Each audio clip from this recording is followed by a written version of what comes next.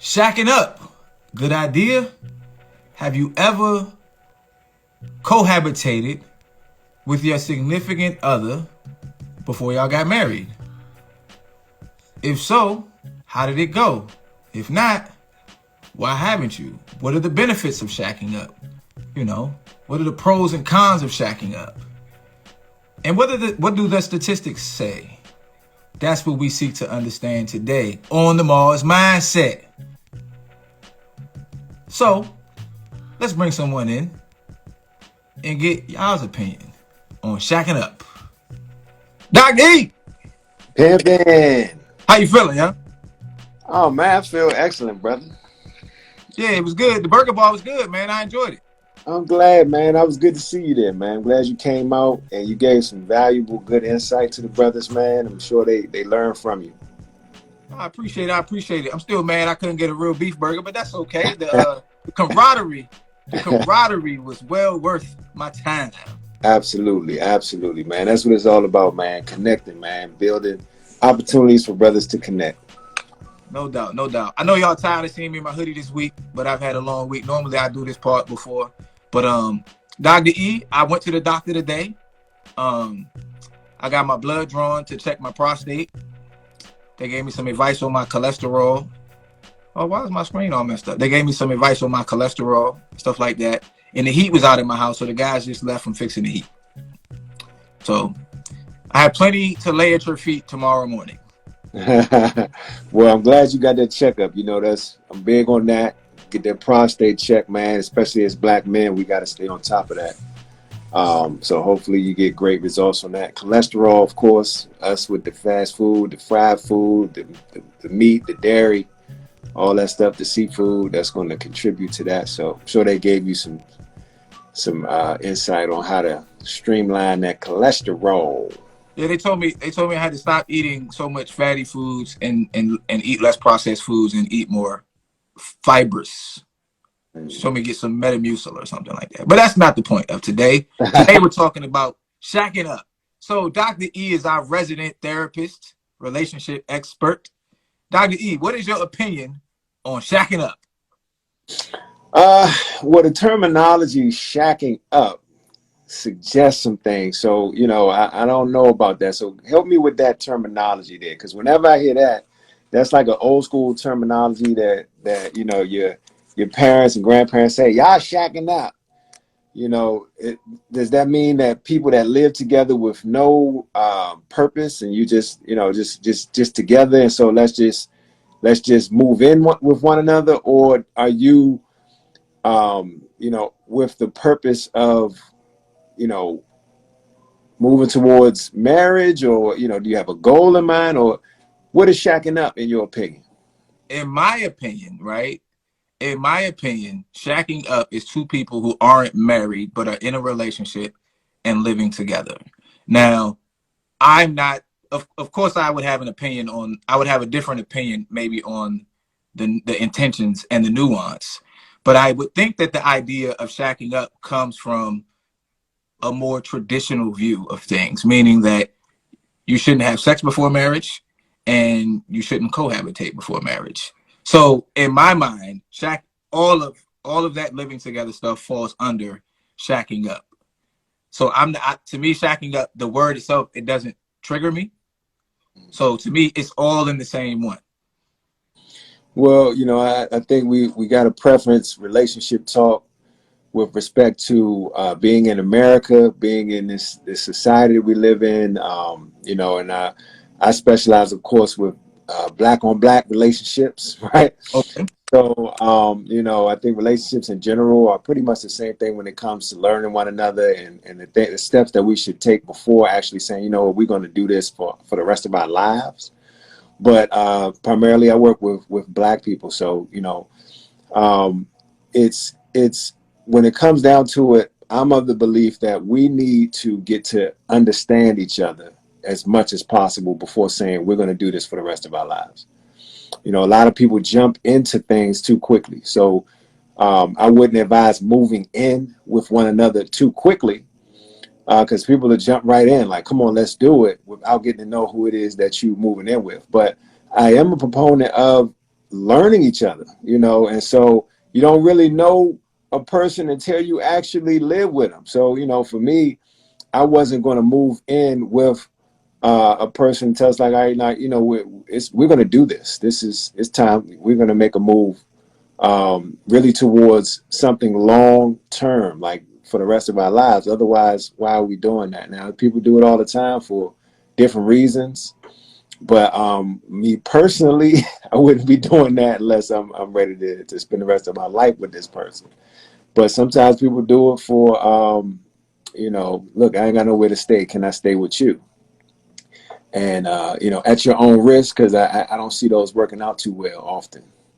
But for the purposes of we're going to get to know each other so that we can do this, I don't think there's anything wrong with that as long as y'all both on the same page that, you know, we're trying to establish a real thing. And it doesn't necessarily have to equate to sex. You know, my wife and I, before we got married, we fasted from sex for 8 months. So, and at that time we were living together. So, you know, that doesn't necessarily have to mean that you're having sex, that you live together, but you definitely learn a lot about a person when you live together, especially if you start breaking down finances. There's some things that you need to know before you say, I'm going to do this the rest of my life.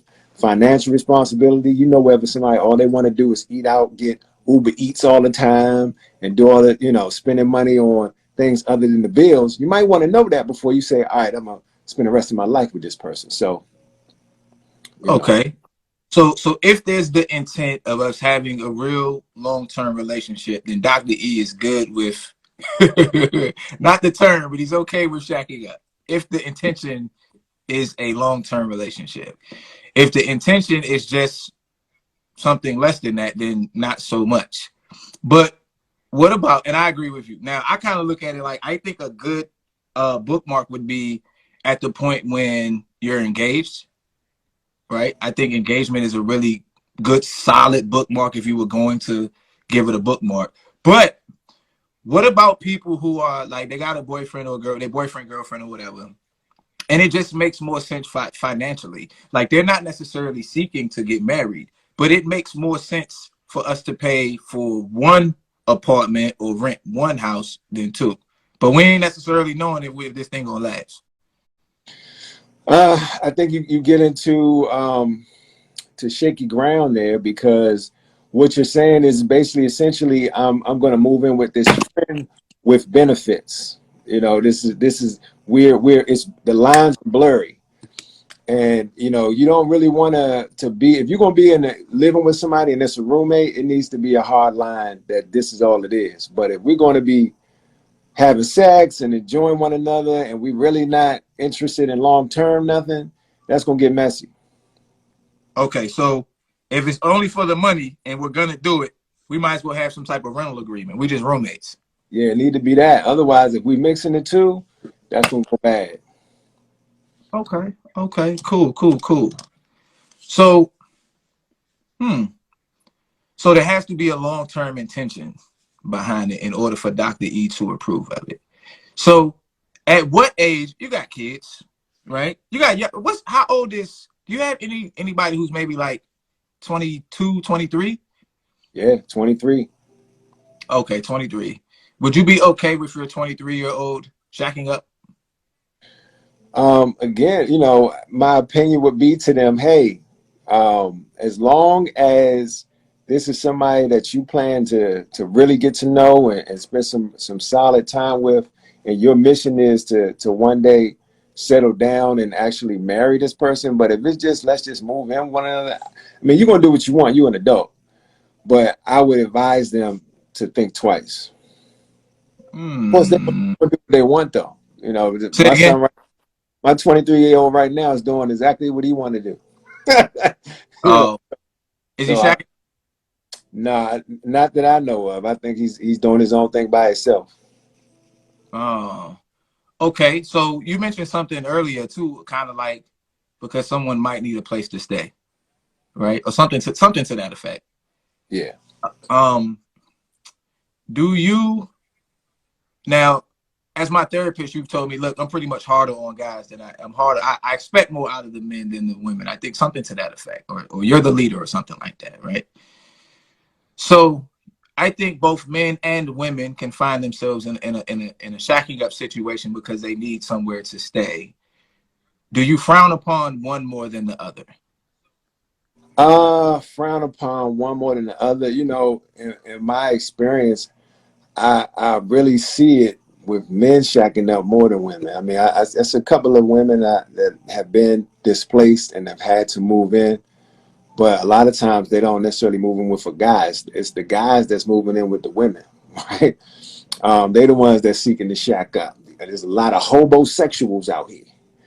They, I heard that term and bust out laughing. I was like, homosexual? What is that? A guy who just wants to, bounce from house to house and utilize, his equipment, to His get him, out of his staff. you know what I mean? But nah, I don't agree with that, man. I don't Huh. agree. But hard on, I suggest, if I was to say, uh, again, I'm hard on the guys. I know as far as black men, what we want. We want to be respected. If you want a black woman to respect you, you got to come with your ducks in a row. And you need to be taking the lead on not just saying, it's not about, hey, I need you to follow my instructions. No, you leading by example. So you're going to have your finances together. You're going to be making solid decisions. You're going to be positioning yourself when it comes to your credit and positioning yourself when it comes to where you live and where you stay. You're not going to be, asking her to set you up. You're going to be positioning her, right? That's how you get her respect. Huh. It's funny you say that because I wish you were here for yesterday's conversation. So yesterday, the topic was it yesterday? One day this week. All the days just run together. We were having a conversation about house husbands, Mm-hmm. right? And almost every woman said they would be okay with the idea of a house husband. They said they would be okay with it. Almost all of them said they would be okay with it. Now they had certain stipulations, right?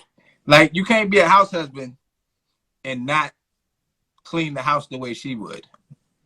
I think they would be okay with it, but they're going to be making all the decisions. Well, As soon, that's not the spin they had on it though, Doc. as soon as that guy said, "Can we do it like this?" They're gonna be like, "Whatever." So so my homegirl Renee, she came on and she said that she separated now, but she was saying that at one point her husband, who was a firefighter, I guess he got injured or something, and they came to the agreement that he would stay at home and take care of the kids for like 4 or 5 months or something like that.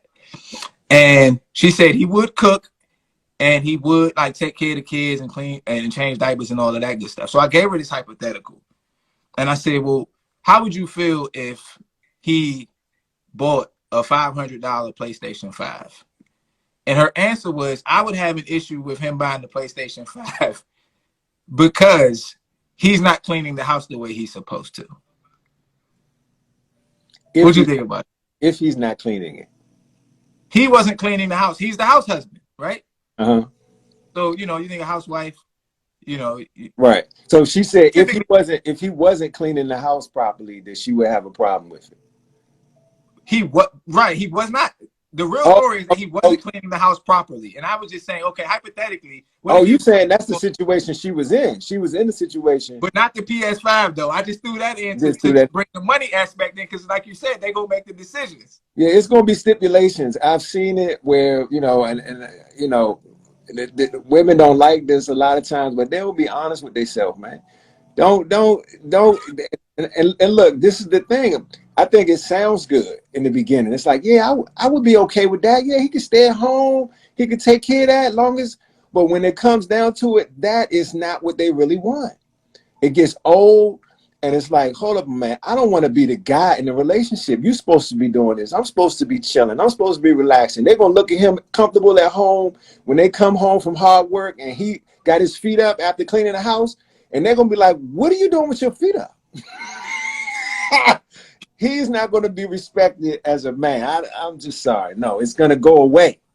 And first So it's I going to be cool, and then they're going to be like, nah, get your butt out of here and go to work. so I asked that question. I asked that question. I was trying to figure out would there be a loss of respect for the guy? And they were like, nah, not necessarily. Not if he was doing what he was supposed to do as a house husband. It'll be But you don't buy that. it'll be short lived. It'll be all right. It'll be all right at first. Be short lived. But then again, it depends on, because some people, and this is women or men, if you have a woman who wants to be in control and wants to be in a dominated position, because some women choose soft guys on purpose because they want to dominate the relationship. So, it could be a situation like that where they want to be in full control of everything. But again, the respect level of that man is not going to be there. She's going to be like, look, I'm in control of this. So you don't have minimal say over this right now, because you sitting down while I'm getting it done. So do you, in your years of practice, I'm sure you've seen relationships where the woman was more so the leader or the dominant one. It right? goes back every time. That's what my question, like, it goes bad every time. Okay, every time.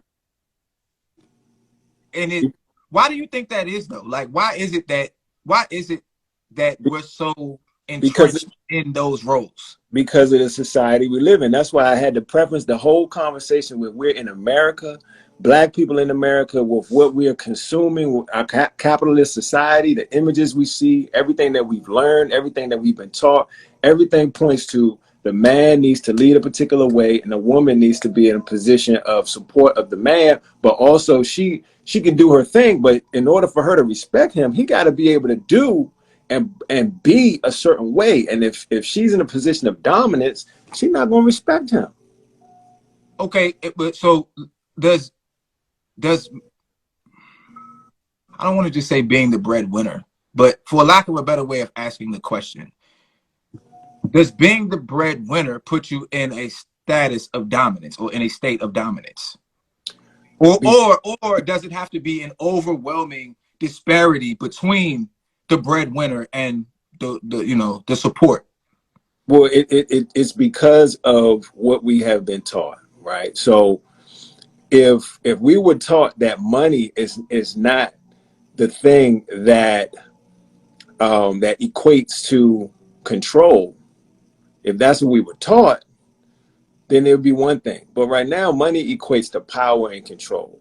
That's what people understand it to be. So in relationship, no matter how you spin it, unless you treat it a certain way. So from my vantage point in my relationship, I dispelled that from the beginning. I said, listen, we cannot view our relationship in terms of weight, in terms of what you do, in terms of how much money you make, and all of that. We got to dispel the concept of weight, because at some point you may be making a certain amount, at some point I may be making a certain amount, at some point I may be able to do this, you may be. No, as long as we are both giving 100% effort in what we're built to do and what we're designed to do, then we're doing what we have to do for this relationship. And I said that from the position of being the person who was bringing home more money, right? So I set the tone for, this is how we're going to treat our relationship when it comes to finances. So that way, boom, if I got to take care of things or whatever, when it comes to finances, that doesn't mean that we're not on the same level and we're not on the same playing field. And I'm going to respect you just as much as if you were bringing in more money, right? Because I know what you bring to this relationship. I know what you bring to me as a man, and supporting me and our dreams and our kids and family. So I set the tone for that, right? So guess what? If something happens with me and I can't come to work, I can't see you, I can't see my clients, and my wife has to now take over and do what she got to do, because she could easily make just as much, if not more, money than me. If she wanted to go back to cybersecurity, she's doing her thing with life coaching right now. She can make money as much as she wants and do what she want to do on her terms, right? So if I'm unable to do my thing and she got to make more money, she's not going to look at me crazy, because she already knows this is not how we treating our relationship. It's not about how much money you bring in, or if you got 100 tasks versus my 2 tasks. If I can't carry my 2 tasks and the ship goes down, then we carry the same weight. So are you saying there's an equal amount of power between you and your wife, or for lack of a better term, the power balance is equal? The power balance is equal because that's the culture that we set in the relationship. But if that wasn't the culture that I was pushing while I was in a position of bringing in more money, then it would be, the power dynamic would be all wacky right now. But at Okay. the very beginning, I'm like, no, that's not. And that's leadership. By the way, that's how leadership is supposed to look in your relationship. When you're saying, look, this is how we're going to treat finances and money and who brings in more money and all that. No, I don't care. If I always said, if I needed to date somebody like Oprah or somebody, I don't care how much money you make, right? To me, that doesn't define who you are. It doesn't define your worth. But that's how this society will. That's how these people like Kanye West and these people who got billions of dollars, who cares about their opinion? But because they got money in their pocket, people want to listen to them. But that don't mean they got the most sensible things to say. Just because they got a talent and they can make a lot of money, money equates to absolutely nothing unless we assign power to it. But that's what people do in their relationship, unfortunately. Okay, so that's true. A lot of people's power dynamic in their relationship is heavily based off of the money, right? And something that you and I have discussed but haven't really gone deep down the rabbit hole is what makes a man, right? Like when we've had the discussions, we talk about the things that aren't what make you a man, right? So if it's not the money and it's not these other things, in your opinion, what is it that makes a man, and not just from a biological standpoint? Like what makes a man in a relationship? Because you hold a man to a higher expectation. Right. So this may lose some people, but I believe that naturally the way we are designed, men are designed in a way where if we are leading by example, our women will naturally follow. Naturally. And I've seen it all day, every day. Every relationship that I've worked with, I don't care at what level, premarital, they was 1 foot in, 1 foot out. I don't care what the situation was. In every situation, the man had the ability to turn the relationship around and take it to a whole nother level. He had the ability to save that relationship. All he had to do was set his pride aside. We set our pride aside and lead by example when it comes to responsibility, when it comes to integrity, when it comes to doing what you say you're going to do, committing to yourself, committing to your family. Your wife will follow you and run through a brick wall. In fact, she'll teach you how to be more effective in getting that wall knocked down, right? She'll do anything. She's designed that way. So my thing is, as men, it's up to us to set the tone, right? But the woman, man, man, if we say, look, man, you know what? If we just talking to our wife, right? We just say, you know what? I really wanted to kind of like build a spaceship and get to the moon, right? I really kind of wanted to do that. Tomorrow, she's going to have the blueprint on how to get it done. You can be like, damn, how you do that? It's just what it is, man. Right? But this is after we've already proven ourselves to her as being somebody who, if we say we're going to do something, we're going to get it done. She'll follow that all day. But when dudes are inconsistent, dudes not following through, dudes don't have no vision, dudes not leading by example. It's not do it because I said do it. I don't got to say do it because I said do it. I just get up and get it done. But do you think that because you can be consistently bad too, right? We can do bad things or non-progressive things consistently too. Do you see, or do you think there are a lot of relationships where women are staying and being led by men who are consistently making bad decisions because they're loyalty or whatever? Yeah, and I see that a lot, unfortunately, because a lot of women also, and this kind of proves my earlier point, they see the good, right? They can see the good past all that bad. The guy's making decisions over and over, poor decisions, and they can see his potential. And I tell women all day, You can't marry potential. You got to marry that guy for who he is right there, right there. And if you're not going to be able to be good with who he is right now, don't get married. But they'll see beyond the mistakes he's making. They'll see beyond him falling on his face, him not getting it done. Nah, you can't. We grown, man. Potential was left back in high school. If you pass high school, you can't be looking at potential no more. You grown. That dude need to be already built. You can't build no bed. So what does a built guy look like though? What is it? Okay, because I got a lot of women that follow me and follow my show and watch it on YouTube and things like that that are hopeful and seeking that guy, right? So what does that guy look like just from a baseline or foundational perspective? What does he have? What is his what is his characteristics, his personality types? What should they be looking for? So this is, it sounds like we're talking about a guy who's going to be long-term monogamous, wanting to be married, if not married, be in a long-term committed relationship. That guy. Yeah, because I think that's what most women would like if they could have it, right? So what does that guy look like? Because they say this, what they say. They say the dating pool's a swamp, or they call it like a pissy swimming pool or stuff like that. So what does that guy look like? What does he look like? What characteristics does he have? What does he have? Well, here's the thing that I would say, because there's two things that I assess when it comes to relationship. When it comes to somebody who's potential for long-term anything, long-term energy, long-term discussions, if you can't answer these questions, then you can't pass go, right?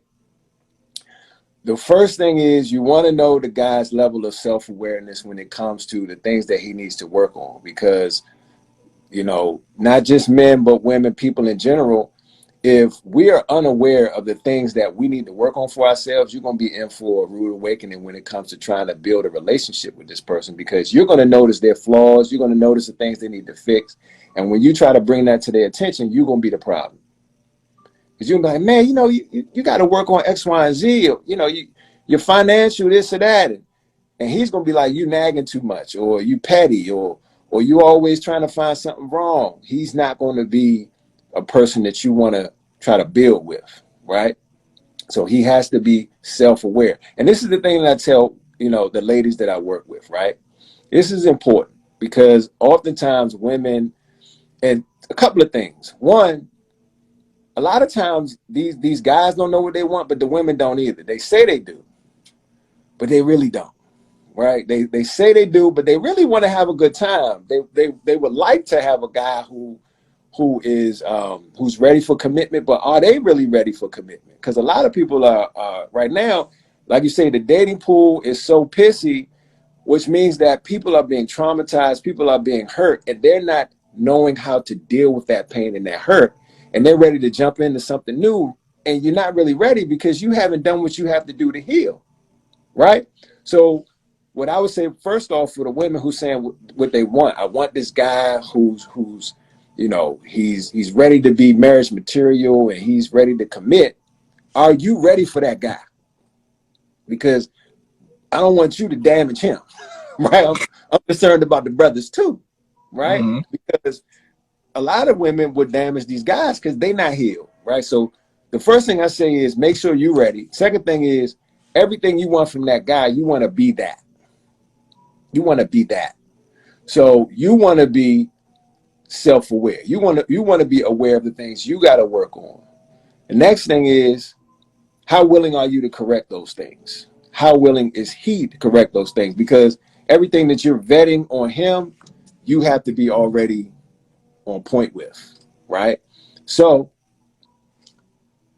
assess his level of self-awareness, as you need to be aware of your things that you got to work on, but also how willing is he to correct those things? I tell a story all the time about my wife, and I'm like, I asked her two questions. If she couldn't answer them, it's a wrap. First one was, what's wrong with you? What's wrong with you? What do you need to fix? What's the crust? What's the stuff that you don't really want to talk about? You can lay out all the good stuff, but I want to know all the stuff that you don't necessarily want to talk about, because that's going to let me know your availability emotionally. A lot of people are emotionally unavailable. They checked out, right? I need to assess that. I need to assess how much you know about the things you need to fix, because if you don't know, I can't be the one to teach you, because then I'm going to be the enemy. Then I Mm. ask you the next question. What are you doing to fix those things? Very loaded question. Because if you're not already working on it, then you loafing, right? You are that you type that, I'm always been like that. I always been had an attitude, always had bad anger, and you just need to deal with it. No, not gonna deal with it.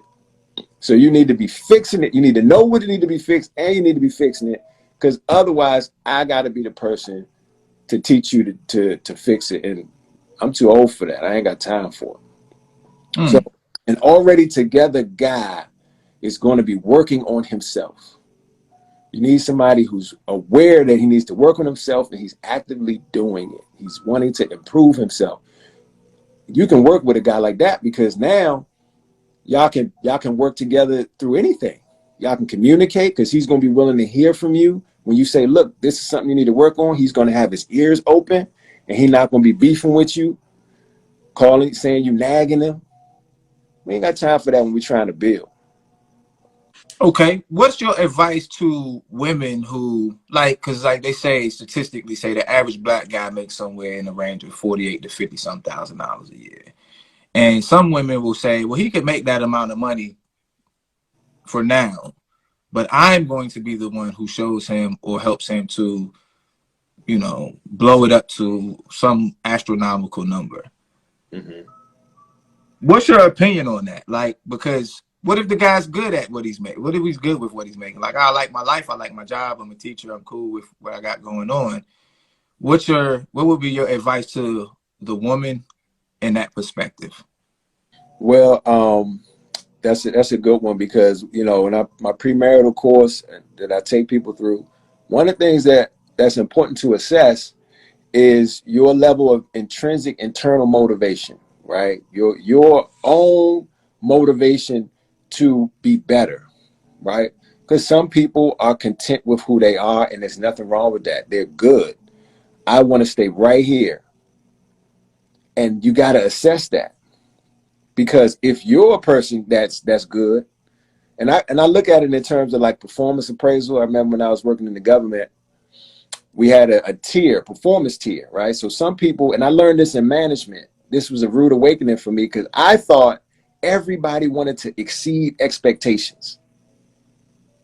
In That's a what job? I thought.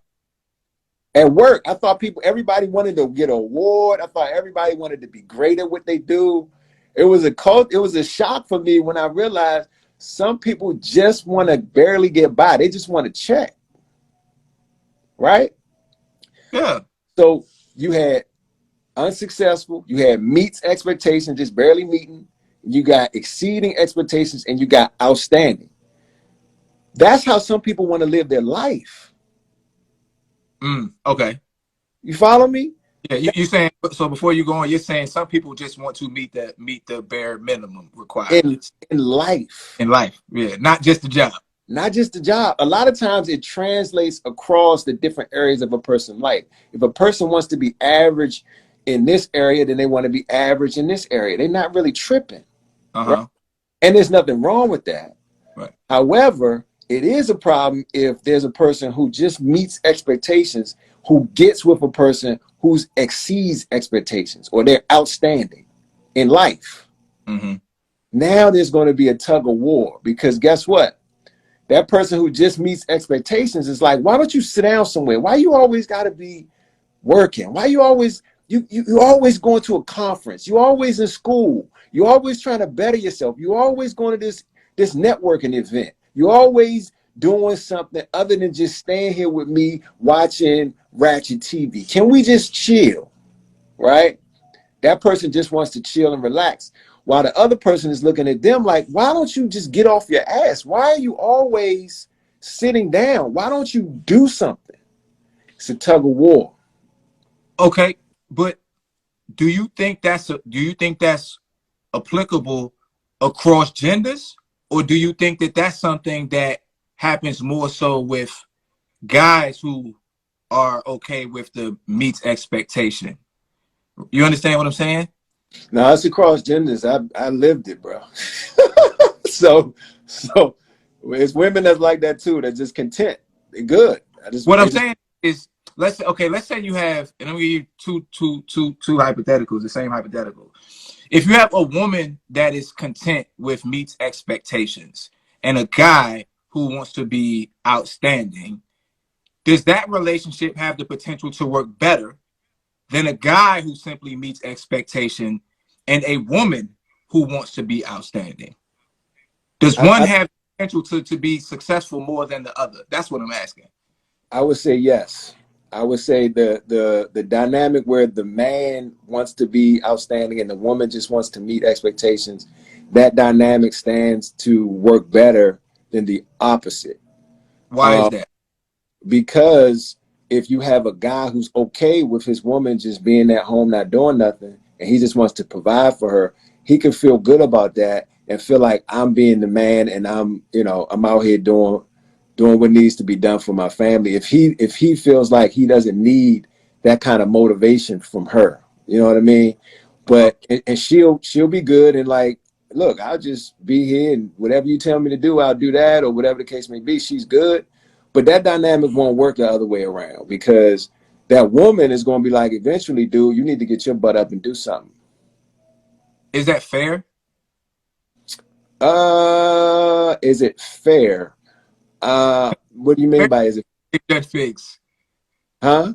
I said fair is a place where they judge pigs, but that's the only way I can ask. Is it fair? Is it fair to who though? I mean, is this fair in principle, right? Is Because it I fair mean, that there's a double standard? So, in fact, there is a double standard in life when it comes to men and women. It's definitely a double standard. Is the double standard fair? I don't know. I don't know how to answer that. A fair means that somebody has a reason to complain about it. So the guy has a reason to complain. Why can't I just sit home while the woman goes out and do everything? Well, I say if he feels it's unfair, shame on him.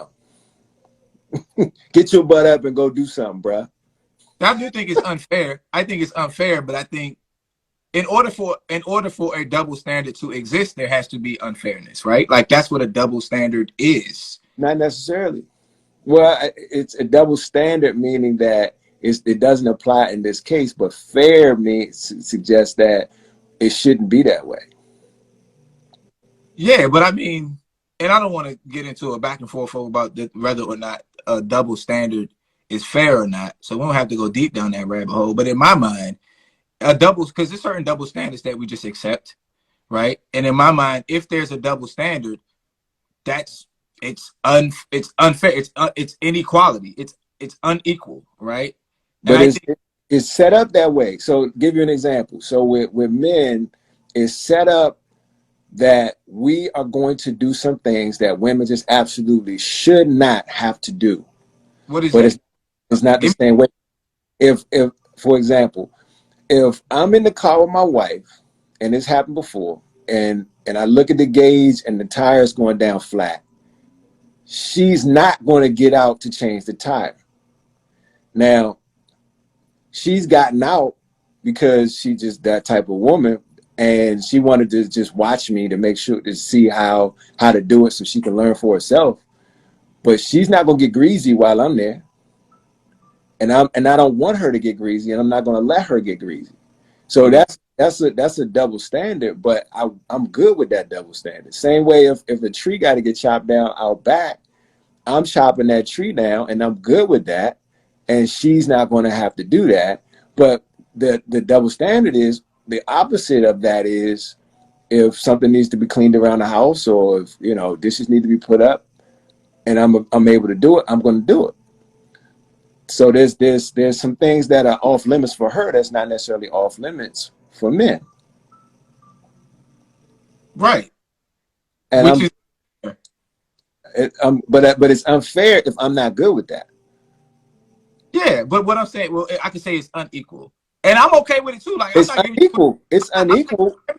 everything you're saying, you say it is equal. No, I said it's unequal, but unequal is not necessarily a bad thing. I know, and unfairness isn't necessarily a bad thing, right? But I think that, hold on, I'm taking my wallet out of my pocket. That joint's starting to hurt. I just bring that aspect of the conversation up because I think sometimes we as humans seek fairness when the fairness is going to benefit us. And then we're okay with unfairness when it doesn't benefit us. Mm. So that just made me just think about whether or not a double standard existing and whoever's benefiting from it being okay with the unfairness of it. Right. So lady chef Dea, lady chef Day, she said there's inequality, but we are not equal. And now, to your point, what you're saying is people are okay with it not being equal when it benefits them. Yeah, typically, yes. And that's I think that's a that's an argument that definitely can be raised. That but I think the fact is that we are not built equal, but in some aspects. So when it comes to like physical strength, no, we're not built equal, right?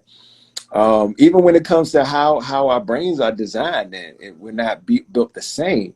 Equal and different doesn't necessarily, you know what I mean? So I Mm-hmm. think we're not built the same, but I think we're built equal when it comes to our brain, and because there's balance there, right?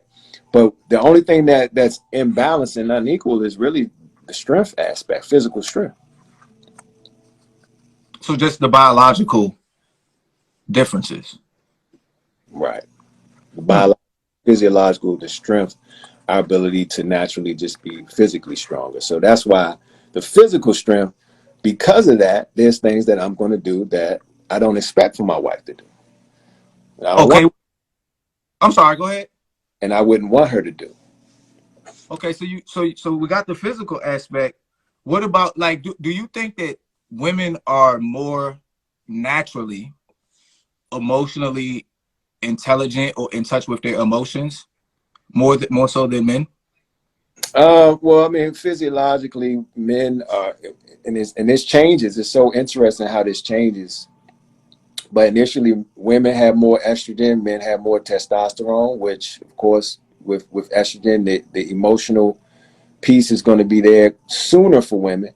But as we get older, women get more testosterone and men get more estrogen. It kind of like flips. So, by design, those two things flip. But I think emotional intelligence is it's a societal influence. Heavily society influences emotional intelligence. It teaches men to not be emotionally intelligent, and it teaches women to be emotionally intelligent. So that's something that society, and we fall victim to that often. But there's a lot of men who are extremely emotionally intelligent, more so than women. But I think that's something that is not necessarily. I think early on, women mature quicker than men because women physically go through more than men early.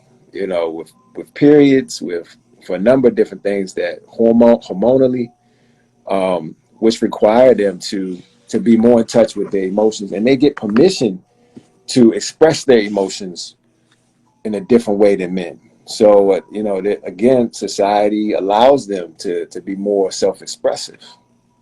So you think it's more of a societal, for lack of a better term, construct, or just the way we've created our society than just a strictly or majority biological outcome of women being more in touch with their emotions than men? Yeah, I think it's a combination of the two. It's biopsychosocial. So it's a combination of biology and society. Uh, that's interesting because I can definitely see the social aspect of it because Hmm. you just know like big boys don't cry, walk it All of that. off. Your All of girl, that. your little starts crying. You like, oh, it's gonna be okay. And Right. all of that and all of that Girls good. get coddled. Girls it's okay for them to cry. It's okay for them to be self-expressive. Boys, it's like, come on, man, you suck it up. But you know what though? It's not totally that boys aren't allowed to express themselves. It's which emotions they are allowed to express in public, right? Because we're fine with our sons, and I'm speaking collectively, we're fine with our sons using anger as an emotion to an outcome that we want, say in like sports, right? Mm. Or something like that. But when it comes to maybe sadness, something that's more in the blue range of emotions, right? Sad, despair, and those things. Um, Fear is another one. Mm-hmm. Is the one that we kind of tell boys and men to, like, you don't show that to the public, right? Now, let me ask you your opinion on this. Um, what are your thoughts on what advice would you give a woman in terms of telling her how to help her man be more conscious of his emotions and be more open with her? Like we come up, we got this deal, right? Like, if you don't have to show the world your emotions, but I want you to be fully open emotionally with me. How do you think coach a female client on how to help her man do that? Well, it's really really important, and this is the thing. This is important for women. I hope women are really tuning into this piece, because a lot of women have to really recondition themselves when it comes to a man and their expectation of a man and his expression. Because a lot of women feel like it's okay for them to be expressive about their emotions and how they feel, but when a man becomes expressive and he's like, man, this is how I feel about this, they look at him like he weak. They look at him like he a sucker. And they will be the ones that say, man up. They'll be the ones to say that, right? And so the second that a woman says something like that, or the second, because men, I think men are more fragile than women. We're fragile, man. Emotionally? Emotionally fragile. Huh. We're physically strong, emotionally not. A woman gets cheated on, and she can bounce back from that joint and forgive the dude and keep it pushing. A guy gets cheated on and he jumps off a bridge, or he's like, nah, this is not happening. He breaks up. It's the end of the world. But getting back to my point, the woman has to learn how to be caring of that guy's emotions. She has to really care for his emotions. So when he expresses himself, she has to be able to accept that self-expression and not belittle him. She needs to create a safe space. The second that she starts saying terms like, oh, I gotta wear the pants in this relationship, or I gotta be the man and the woman in this relationship, and she starts to say things to trash his manhood, then she's not providing a safe space for him to be self-expressive, because now he's going to fall into that whole mindset of, well, I gotta be this masculine man who's not self-expressive, who's going hard. He's going to fall into that stigma. So we got to keep certain language away from the relationship to suggest that you're not being a man, right? And then when he is being expressive of what's going on with him and how he feels, it has to be accepted. But a lot of times it's shut down. I see it a lot in relationships. Yeah, I mean, I think if you're with a woman, right, and she's never seen you in one of those states, you're really rolling the dice by being open, emotionally open to her. Because if you've never known how this is going to play out, because like you said, if she starts to look at you like, oh, you're weak, then it's just over. It's pretty much over. At that point, it's just over. Now, it could linger for another year or two, but that year or two is going to suck, right? It'd be hard for him to recover, man, because once that guy feels like his emotions are not cared for, his heart is not. If he closed that joint, hard to get that thing open again, man. Yeah, I agree with that. What about the flip side of it, right? Because when you think of a man being more in touch with his emotions, that's really more so him being in touch with his feminine principle, his feminine side, you could say. Um, what's your opinion or perspective on men helping women who are, say, go-getters or you know, or doers feel more comfortable in their masculine energy? Mm. So define masculine energy. The when I think masculine energy, I mean the desire or implication to go out and conquer shit, whatever that may mean for a particular person, right? Like Right. I'm not talking like I'm not saying like, oh, your girl wants to go fight a war in, you know, some other random country, but I just mean like the go-getters, because like you said, it a man is more likely to be okay with his woman just chilling, right? Mm-hmm. But not all women are just chilling. Some women are go-getters, Right. right? How Right. does how does a man, well, let's say you have a woman who's never really had the opportunity to be a go-getter, and now she kind of has that opportunity, but that may be new for this relationship, right? Mm-hmm. How does he cultivate that in her? You see what I'm saying? In comparison to how she would cultivate the emotional, you know, coming forth for him. I would say, you know, and I use my relationship as an example. He has to be a go getter, right? It's hard for him to cultivate that in her if he's not a go getter himself. So, you know, he's gotta be a go getter, and he's gotta support her efforts to go get it.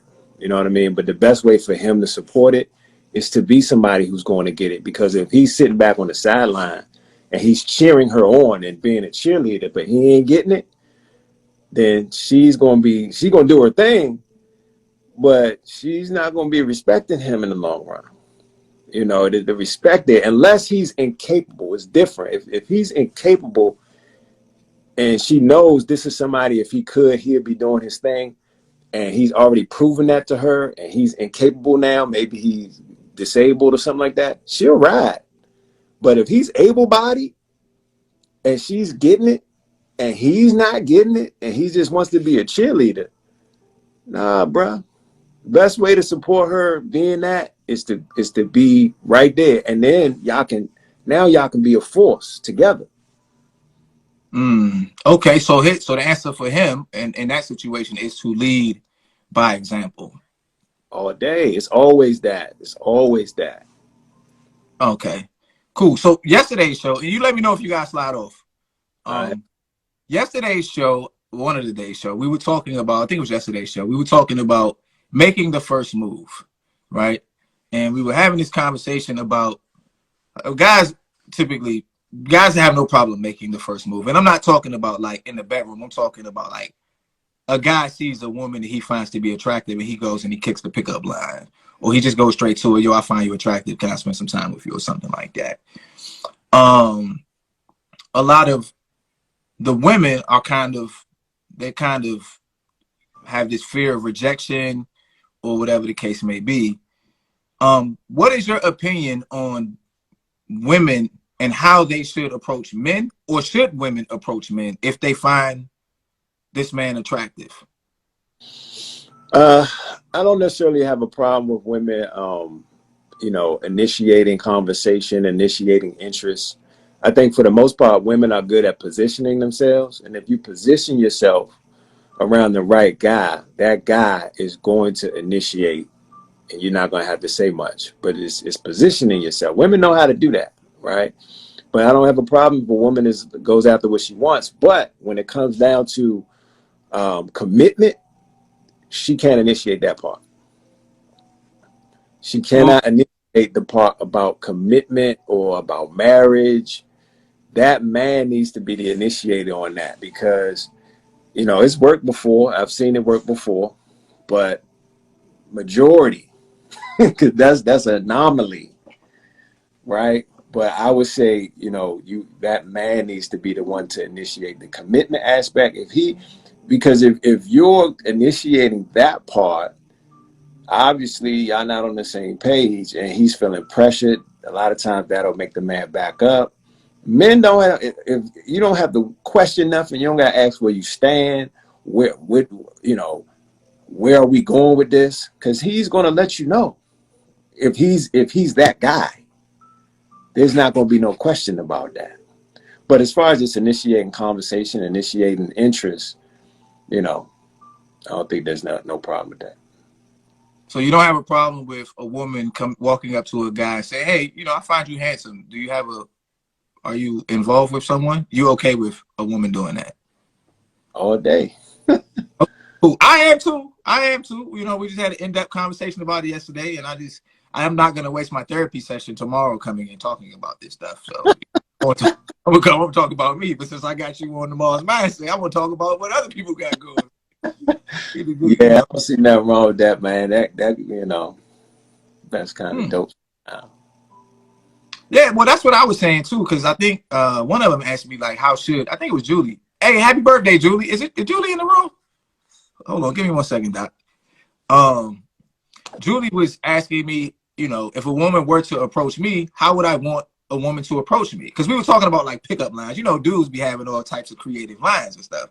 And I said, I can't speak for all men, but I honestly think the average guy who's like just doing his thing or whatever would prefer for you to just come up and say, hey, I think you're attractive. Are you married? Are you involved? And that way he knows that you're shooting your shot. Hey, man, the guys, guys ain't gonna have no problem with that. Julie B! Hi. Happy birthday. Thank you. Happy birthday girl. Thank you so much. Outstanding. I love the conversation. I'm taking notes. Julie But B. I do have a question. Oh, go ahead. If we were raised as women to be soft and caring and understanding, and saw that men were raised to be tough and protective, how are we supposed to know how to help them feel safe around us and bring down the wall if they were raised the other way? So it's giving them permission to be self-expressive, right? So it's layers to it. So we were talking about how you set the table for that by your conversation and the language that you use. If you say something that questions his manhood or has him questioning his manhood, he's not going to believe that it's a safe space for him to be self-expressive about sensitive things. So there needs to be a safe environment for him to feel like I can open up to this woman because she's going to care about my sensitive, vulnerable things, right? That I need to disclose. And oftentimes, if a guy shows something that's sensitive, if it's thrown back at him, it's a wrap. Of course, right. So we don't want to ever do that. So if he peeks his head out and says, "Hey, man, it's kind of like a turtle. He peek his head out. Hey, look, this is something that I went through when I was young, right?" And you got to really listen for it because he'll say something and sometimes we miss it. If he says something that has to do with his childhood, how he was raised, how he looks at his mom or, anything that has to do with sensitive nature, him being vulnerable. And then that's brought up later. Oh, well, that's why your mother X, Y, and Z. Or, oh, you a mama's boy because blah, blah, blah. Now he's like, oh, well, guess what? You ain't never going to get, the head going to go right in the shell. Right? So it's really just setting the table because to your point, a lot of women feel like, well, that guy's tough. So he should be able to take it. He should be able to take how I talk to him, but he can't talk to me like that. Right, because growing up, the boy's supposed don't cry. Don't cry. And it's okay for the girl to cry. So at some point, I'm like, okay, how am I supposed to know that? And for me, my parents raised me to be like a homemaker, but they ran a business. So they also raised me to be a leader. And I think my personality may clash because I'm a natural leader. Right. So I'm assuming that, the guy is, if he's not that way, I'm like, it's going to be a problem. Yeah. You need a leader too. Yeah. Unless, again, we talked about this. Some women want to be in a relationship where they can dominate. No. Some women want to be in that kind of relationship. They can just tell the guy, look, sit down and shut up somewhere. No. And the guy, and the Hey, guy take it. Okay, okay, baby. hey, hey, Women want that. hey, but look, Dr. E, this is, I wanted to add something to what you were saying too, right?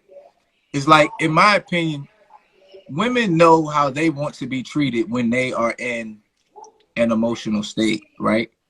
Um, they Yeah, want to be nurtured. They want you to not, they don't want you to necessarily solve their problems. I think a lot right, of the times when people are emotional about something from the outside, the solution is very simple, right? It's, why don't you just do this, right? Or it's just, hey, you can't do anything about that, so it just is what it is. right. And to your point, I think that because men are physically stronger and we go out into the world and we do the tough things, women think that that's how they're supposed to address us Right. when we in that state. And it's like, no, you have to address me the way you want to be addressed when you have an emotional That- moment, right? I don't need you that- to solve it for me. I need you to pat me on rub me on the head, give me a hug, and tell me everything's gonna be okay. yeah. But you know what? To add to that, a lot of guys don't know how to tell their woman to treat them in that situation. I Right. got, I got, I got a couple, man. The guy, he does not know how to tell his woman to be nurturing to him because he's so caught up on I'm a man, I gotta be tough. So on the one hand, he say, why doesn't she do this and that? She don't never acknowledge me. But then he say, but I don't need that acknowledgement because I ain't soft. It's like, well, you really do need the acknowledgement. Just tell her, and that's okay. So men have to give themselves permission to receive the nurturing from their women and have to know how to teach her. To Julie's point, she don't know, and the guy don't even know how to teach you. So that's why you on the Mars mindset, so you can learn from Chels. Absolutely. He knows. Yeah, I'm doing my best, in terms of like I'm someone who has become more emotionally intelligent. So I like to start really simple, right? And I just be like, I feel sad. And I think just the sheer acknowledgement of the emotion, and it's okay for me to feel this. But yes, I'm sad. I feel sad, right? And just that acknowledgement makes it a little easier because once you bust down the first brick wall, it's a lot easier to just kind of move into that state of acceptance. And then you say, okay, well, I'm sad. Well, what can I do about feeling sad? So Yeah, in my mind, if Julie Bean would have asked me, say, oh, my boyfriend won't open up emotionally, but I could tell that he needs to, I would say just try and get him to actually figure out what emotion he's experiencing and admit to it.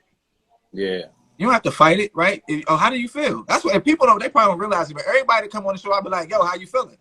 yeah, yeah. And that's something that you could do as well. One of the things I recommend, let's assume that you are in a committed relationship. You need to start having a weekly check-in with your partner. And when you check in, you want to ask him how he is he emotionally. You want Yeah. to check on all of his health departments. How is he feeling physically, emotionally, mentally, and spiritually? You want to check on that every week. Because we don't ask. When's the last time you asked him how you feel, how your body feel? So in my case, this is a learning and growing experience, but to put it in high level, I pushed mental health, physical health, and that was a problem. So I soon realized that where I was mentally, he was not in that same space. He was just, I got to make money, I got to make money, I got to make money. And I was like, well, you're not going to be able to make money if you don't get your prostate checked.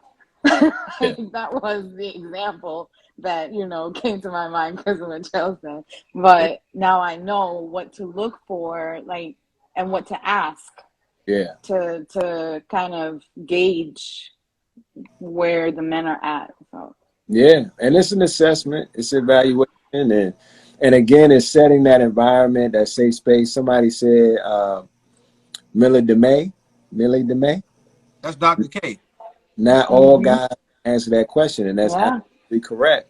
Not all guys are going to be ready to answer that because they're not in that safe space, and that's a challenge that you run into, and it's encouraging them. Is looking at their circle to see what kind of guys they're hanging around because you want them to be connected with other guys who are going to encourage self-expression, emotional intelligence, and you know. Um, How can we as guys control our naturally boredom? We tend to get, what is it? What's the whole message? Tend to Said, get bored, and sometimes with our own self. Let's do you see. understand the question? What'd you say? I said, do you understand the question? How do we as guys control our natural boredom? That is really interesting question. I don't believe that naturally as men we are bored. Um, and I always say I have to schedule boredom. I don't have time to be bored. I got to put boredom on the calendar. I got to say, you know what? I'm gonna be bored at 5 o'clock on Friday, and then at 5 o'clock I still don't have time to be bored, so it usually doesn't happen. So I don't know if it's pertaining to boredom in a particular situation. Maybe you're talking about relationships. I'm not quite sure. Give some more insight on your question about boredom. I'm Mm. curious on that one. Yeah, when I was reading it, if I were to interpret it just simply like with your life, I kind of see it two different ways. Like Dr. E is saying, like I have a busy life, so boredom is sought, right? Boredom is what I'm seeking. I don't care if it's sometimes I take a nap for 20 minutes just before the show. I'm trying to do nothing for a little while, right? Yeah, it's on purpose. And that's cool. And I mean, however much nothingness or boredom satisfies you, and if you're okay with it, be okay with it. But I think that if you're bored and it's bothersome to you, then there's plenty of things you can go out there and do, to Yeah. learn. He said, I So don't get bored unless he meant being with one woman for a long period of time. Oh, was that the same person? No, no, no, no, no. That's not even the same person that wrote that. Hold on. let me just address boredom. I say if you feel like you're bored, you have not tapped into your natural gifts and talents and your purpose on earth, right? We all have a purpose, all the way down to an ant, right? Cicadas came out, what, 2 years ago? Cicadas was here making all that noise and bouncing all over the place. I'm like, what's the purpose of a cicada? Even cicadas got purpose. So if all these minuscule organisms have purpose, why wouldn't human beings? We absolutely have purpose, but if you're not in your purpose, if you're not pursuing your passion, if you're not living the life that you're supposed to be living, then you have room for boredom. But I have no room for boredom because I'm doing exactly what I'm designed to do. So it's really getting into your gifts and talents, discovering that, pursuing that, and you won't have time for boredom. And when it comes to relationships, it's the same thing. Again, going back to the tiers in life, boredom happens when you're not operating on the tier that you're supposed to be operating on. If you're on a tier of life of meets expectations and you're designed to be on that tier, then you're not going to be bored because you're just looking forward to the next show on Netflix or the next game or the next whatever. You're looking for the next time you're going to go to sleep. You're not bored because that's your design. But you're bored when you're supposed to be doing something with your life and you're not doing it. So that means go do something. Same thing with your relationship. If you're bored in your relationship, then y'all are not operating on the same tier, right? So two people operating on the same tier and doing what they're supposed to do don't have time to be bored because y'all looking forward to the next thing, right? Y'all looking forward to the next thing together. You're bored when y'all not on the same page. You're bored when she's going to go get it and you at home chilling, or you're going to go get it and she at home chilling. Y'all not together, so you're bored. So I need more clarity on that because I don't, and it's definitely not a natural thing. Okay, Doc. So the flip side to that is somebody like you or I who rarely get bored because we're always doing something. We're always helping other people. We're always working. We're always conquering or trying to improve ourselves. Um, how far do I go to my limit before I must schedule nothing time or boredom time? So hold on, somebody said I thought of somebody getting bored with me as a wife would be so hurtful. Oh yeah, we gonna crush that whole thing. If somebody getting bored with you, y'all. Anyway, let me get back to No, this no, no, no, question. no, no, no, no, no, no. I can talk to you tomorrow. Go ahead, Look, answer. look. The thought of somebody getting bored with me as a wife. Let me tell you something. There's things that we've been talking about. I want you to go back and rewind the tape on this discussion, because there's no room for boredom in your relationship if y'all are doing what you're supposed to be doing. And it happens when you're not regularly checking in with one another to see, where are we? What are we doing here? Where are we? What's our mission? What's our next thing? What are we trying to do here? Where are you? Because every week I'm going to find out, where are you and how satisfied are you with me? What am I doing right? What am I doing wrong? So it's always something to improve and work on. So I don't have time to be bored. You don't have time to be bored because it's something you're working on, right? But if we're disengaged and we're not talking on that level, now we got time to wander. We got time to be doing other things. We got time to not be connected. Now you got time to be bored. But, you know, it just should not happen. So getting back to the question on balance, I always say, you know, we have to balance drive and contentment. Drive and contentment. Too much of anything is not a good thing, right? We have to be mindful always of the present, enjoy the present, enjoy every hug, every kiss, every time you take a bite, every time you drink some water. We got to be present, but then we got to say, you know what, what's the next thing, right? How am I improving myself? How am I getting better? And this is somebody who's on the tier of wanting to be outstanding in life. Again, every tier is different, right? So this is somebody who's on you and I's tier, Chels, where we're trying to get better. We're trying to improve. Tomorrow we want to be better than yesterday. Then we got to balance contentment, and we have to make sure that we are intentional about self-care. We can't forget about that part, and we can't forget about our why. That keeps us balanced. When you keep your why at the forefront, because why are we doing this? Why? Right?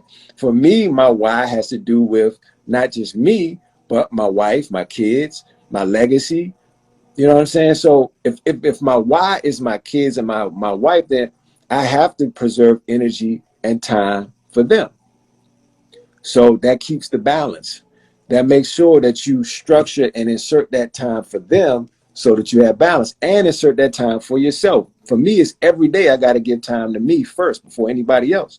My priority is me first, because if I'm not taking care of me, everybody else is not going to get the best me. So make sure you schedule time for yourself. Absolutely. Mandatory time. Yeah, I do that when I take my 4 and 5 mile walks, even though I record my reels, but that doesn't take that long. It looked like somebody flirting with Julie on here. Man, this ain't time for flirting with Julie. They always trying to get at Julie in my on my show. Oh, good. So I was going to ask, I can get off because what I'm doing, I don't want it to be a distraction, because I'm like poking in my face. Obviously, these guys on here tripping. Oh, it's all good. You stay right there, Julie Bean. It's your birthday. If you want to stay, you can stay. If you want to leave, you can leave. Oh, it is a birthday. She getting ready for a birthday party. I'm fine either way. So what you want to do? You want to roll? Or you want to stay? I want to stay. Yes. Oh, you want to work on the stay. So do you have any random thing you want to add or ask Dr. E or myself? Yes. So it's the part of figuring out where a man is early. Like for me, it's like early on, because I feel like I don't have time to waste. But then I feel like if I ask too many questions, or try to find out where his mindset is very soon, it's almost like, girl, slow down. Like, how do you balance that? Remember, I haven't dated in more than 10 years.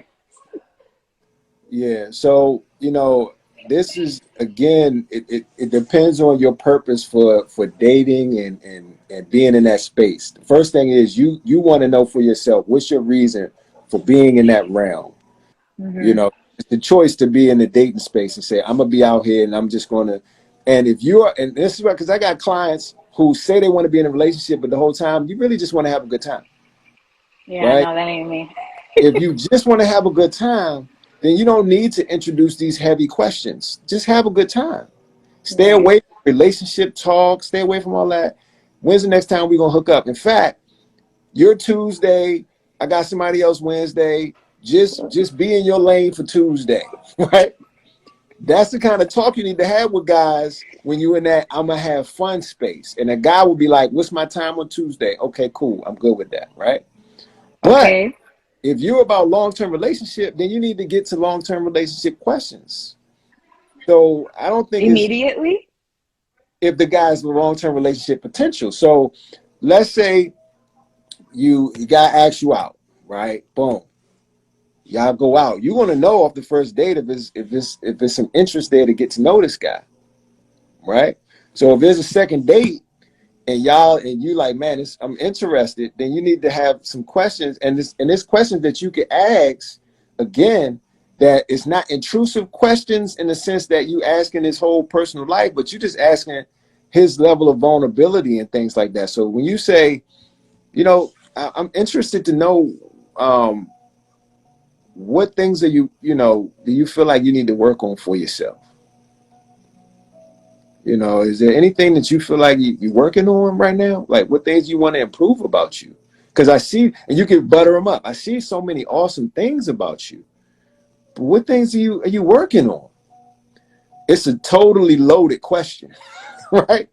But he doesn't know how loaded it is. And if he's like, well, um, I don't have anything to work on, or you could tell a lot about his emotional availability at that point. Because if he's ready to be in a long-term relationship, he gonna go in, right? And then you want to know how willing he is to correct those things about him. I'm asking early. I asked my wife early. I ain't waiting, because that means now I done spent 2-3 months of time with somebody who I just wasted my time. But my mission is, and this is the thing.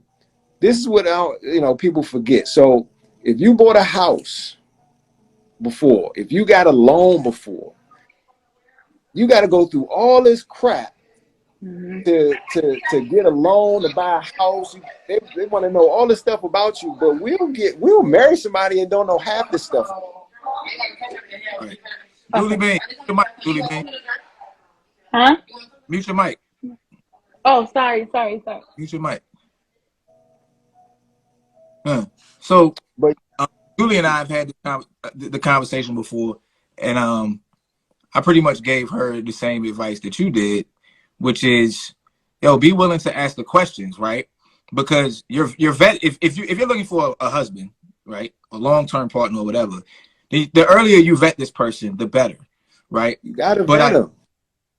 I think that one of the hangups about that is that if you're looking for a husband, you're really looking for your diamond, right? The diamond with your name on it, right?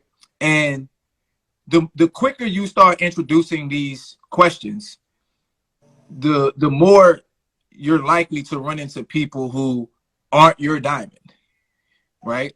So how does someone like Julie or another young lady who's seeking a husband deal with going through kissing all of these frogs in order to get to the prince? You understand what I'm saying? So this is one of the things that I tell people, that they don't like to hear, because they want to do it their way. A lot a lot of times people want to do it their way, and if you do it this way, it'll minimize the frog. So let's say, I have never been on a dating app. I was fortunate to be in the dating space or relationship space, looking for somebody space where dating apps weren't a thing. But let's say you meet somebody on a dating app, or you meet somebody in a public place like a club, or you meet somebody like that. That's a needle in the haystack, right? But when you get a needle in the haystack, you're more likely to have to sift through a bunch of different frogs, because these people could be coming from anywhere, and especially dating apps where people can create a profile, they can say whatever they want, it can sound real good. But the way to really narrow that haystack down is to be focused on you. And when I say focused on you, I'm talking about focused on what you are designed to do. So if you are naturally leader, Julie says she was a leader. She does something. What's your field, Julie? I work in human resources. I help Okay. people.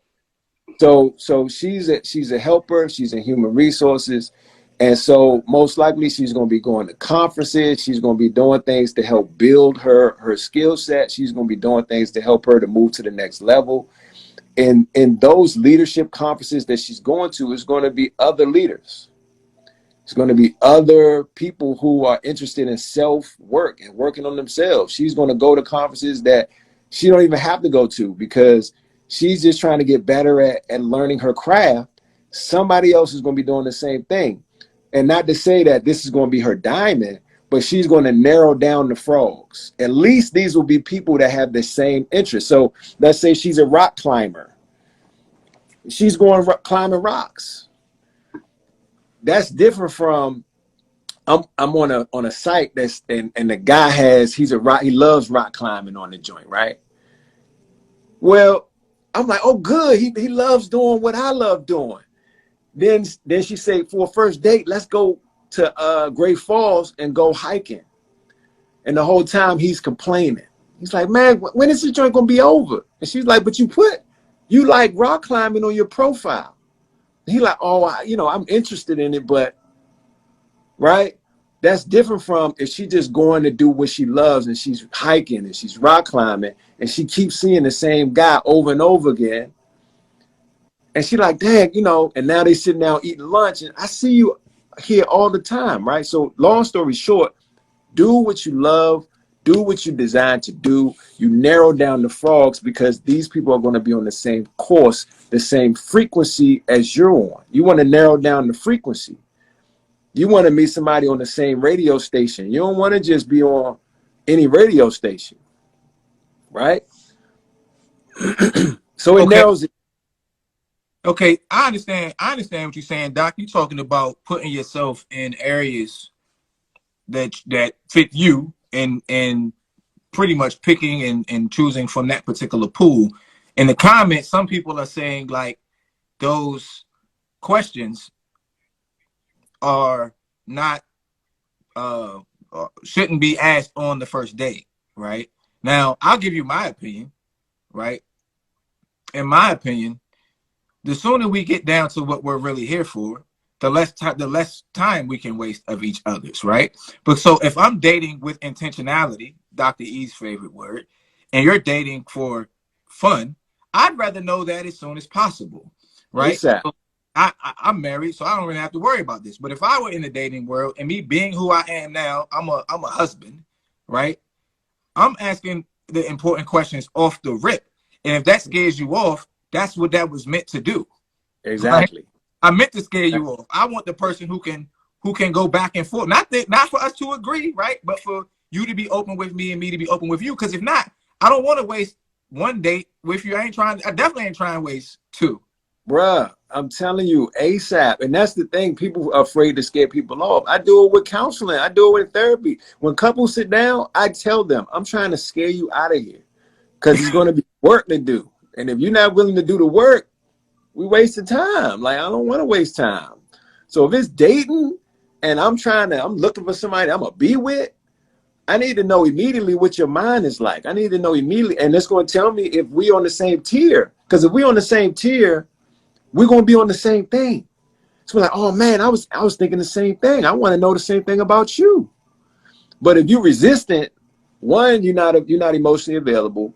One or two, you got trauma that you haven't healed from. Three, you're not at the same place I'm at. I don't have time to convince somebody to get on my page. So I need to sort through the pages to see which page is mine. People don't want to do that part. I think people don't want to. I think humans have a desire to not be intrusive of other people to a degree, especially when you're when you want this person to like you, we'll say, right? But in my opinion, you'd be better off being authentically you, and whoever likes you, and whoever doesn't, because if you go into it being who you think this person wants you to be, and that's not who you're going to be, you're gonna have issues, whether on the second or 2 years down the line in the relationship, right? Bruh, I tell people, man, I told my wife, don't try to surprise me with nothing. You better give it all right now.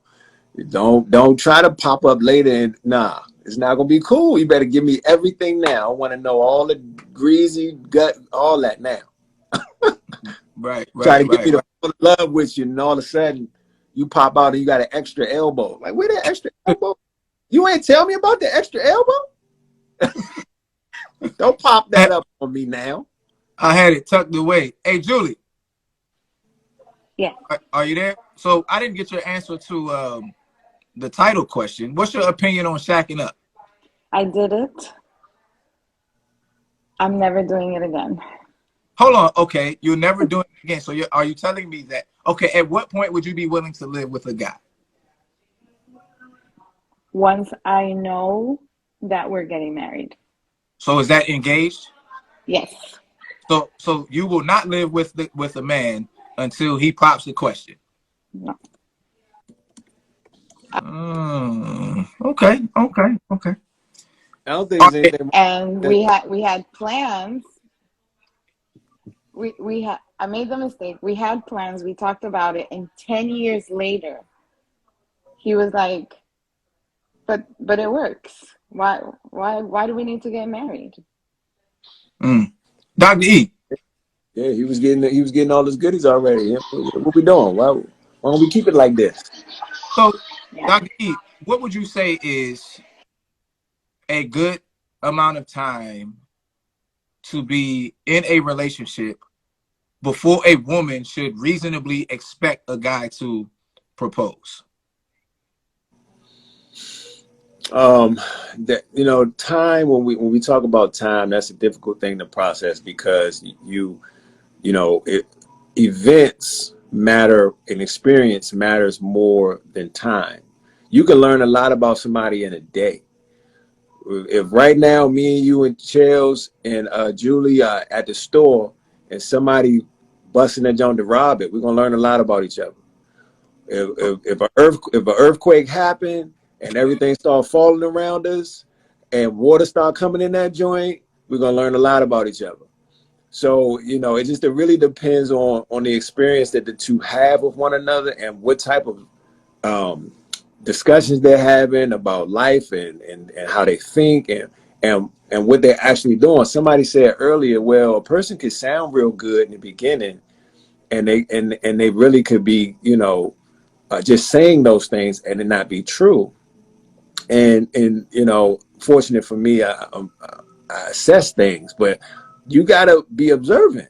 Like you said, if you ask a person what's wrong and they are able to express to you what's wrong, the next question is, what are you doing to fix it? You need to observe if whether they're doing those things they say they're doing, right? So if they're saying, I have anger issues, but I meet with somebody weekly to go over my anger issues, and here's what I need to do so that I don't express anger in a way that's unproductive. They're telling you what they're supposed to be doing. It's up to you to observe whether or not they're doing it.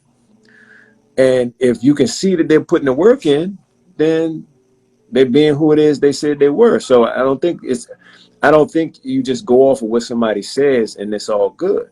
You got to sit and watch. But and I think that I'm someone who does self work, right?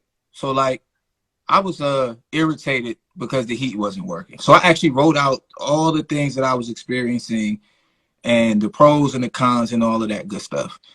I think when you're doing self work and you're really trying to improve just your perspective in your life, it's very difficult to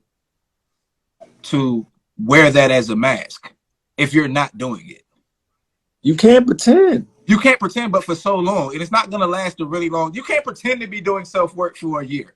Nah, that's gonna show ASAP. As soon With as you go to a restaurant and your food don't come out right, or the waiter say something slick, or somebody does something that's inappropriate, cut you off in traffic, you're gonna see if that self work is kicking in or not. uh, so it's about being attentive. It's about being attentive to this other person's actions, to their everyday lives when you're in contact with them, because we're not going to be able to see these people, day in and day out, because we're not necessarily living with them, right? Yeah, but this is the thing to key in on. You want their language and their behavior to coincide, right? So it's not enough for them to say what they're doing. Their behavior has to match it. Okay, I like that. Julie said there's too much noise here. I'm dropping off. Thank you. Love you too, Julie Bean. Happy birthday. We'll holler. Happy birthday. She's gone now. So let's if anybody else has anything else for Dr. E, y'all might want to put it in the question box now, because we're gonna sign off. We've been on here for a while. Summer Ricks, what's happening, my brother? Just I want to know more about the why. I missed it. What do you talk? Hold on one second. Dr. J, it says you must upgrade the app in order to join the live. And since your app is not upgraded, I'll buy you some time enough to type it into the chat as to what it is you're talking about, the why. Because I don't know what you're referencing. Do you know what she's talking about, Dr. E, when she says, I want to know more about the why? Well, when I was talking about the why, I was referring to work-life balance, making sure that you balance, teaching, talking about how to balance your drive and your contentment. So if you're somebody who has a major drive, and in order to balance that drive so that you slow yourself down and you're intentional about balance, you keep your why at the forefront. Why are you doing this in the first place? Oftentimes a person's why has to do with the people that they care about, unless their why is solely about themselves. And if it is, then your why still should be about taking care of yourself. So if your why is about self-care, it's about I'm doing this for my future, for my financial stability, for my financial freedom, then you need to make sure that you're taking care of yourself. Right? People forget to take care of themselves so that they can continue to do the things that they enjoy doing. So it's always going to point back to self-care. It's always going to point back to making sure that you spend time taking care of your health. Okay. Well, I appreciate you sitting down with me today, Dr. E. I didn't know it was going to be an interview type of thing. But before we go, I would like to give you the opportunity to pitch therapy to whoever may see this or on this live who may have been thinking about it, or may have a loved one who, they think may, benefit from therapy. This is your opportunity to pitch the benefits of therapy. Benefits of therapy. I think you first have to be unselfish, and because you have to think beyond yourself. As Black people, especially, I'm speaking to Black people, we have to think about how we are setting up the future. And our legacy is beyond just our family and our kids. It's about what we're leaving behind. And us as a Black community, we're doing some things to turn the tradition of keeping things quiet, the tradition of secrecy. We're doing some things to combat that. But going to therapy helps you to break those toxic generational traditions that keep us from being better as Black families and trusting each other as a Black community. So individual therapy helps us as a collective community to learn how to become more healthy and trusting and communicative between each other, and to be able to build. Because the problem with us as a community is we don't trust each other. We don't trust each other based on trauma. We don't deal with trauma because we don't work on ourselves. So if we work on ourselves, we'll deal with trauma, which will help our families. We'll teach our families how to be more emotionally intelligent. We'll combat all the stigma that we talked about early on, with men not knowing how to be self-expressive, with women not knowing how to be with a man who's self-expressive, how to take care of that man's feelings. We need to combat all of that and teach that it's okay for us to be self-expressive, for us to be in tune with our emotions, for us to be more open and vulnerable. And that's not weakness, right? That's actually strength. That's why I said men are more emotionally fragile, because we don't do what it takes to make ourselves emotionally strong. We don't know what that looks like. The self-work makes us emotionally strong. So the benefits of therapy is us individually becoming strong, our families becoming strong, and our community becoming strong, and our legacy becoming strong, because we got to break generational curses of secrecy. That's a big, huge problem with the Black community is we keep secrets. We got siblings and cousins and aunts and uncles and parents who are suffering, and we're not all talking about it as a family. We're not sitting around as a family and saying, hey, your brother is dealing with depression right now. This is what's going on. This is what we need to do to support him. We don't talk like that. We don't say, look, our father has major anxiety issues and he's taking this medicine. We don't talk about our physical complications. Somebody has cholesterol or high blood pressure, has to take this medicine. We don't say collectively as a family, let's sit down and talk about these things and deal with that so we can break the generational curses, right? Therapy helps us to be able to do that. It also helps us because one of the biggest breakdowns in the Black community is the Black family and couples breaking up, right? And couples not being there together as a family with their kids. And that's partly because we don't know how to communicate, right? We don't know how to communicate. We don't know how to deal with conflict. We don't know how to love on one another. And therapy will help with that as well. So therapy helps with you as an individual, with you as a couple, and with you as a family, and with us as a community, and with our legacy. So let's get it done. Black people, go to therapy. Cool. I like that. One more question. Dr. K said, how can you help someone become more emotionally available? Is it possible to help someone become more emotionally available? Well, we talked about that. We talked about that because emotional availability has to do with vulnerability, right? Mm-hmm. So it has to do with being in a safe space enough to where they will become vulnerable, and then they'll become available to you emotionally. But if there's not a safe space for that, then you won't get that. So the key is to create a safe space. How do you create a safe space? One, we're gonna do away with language in our relationship that has to do with degrading one another. I call it removing things from the relationship menu, right? So one, we're not going to call each other things that's degrading.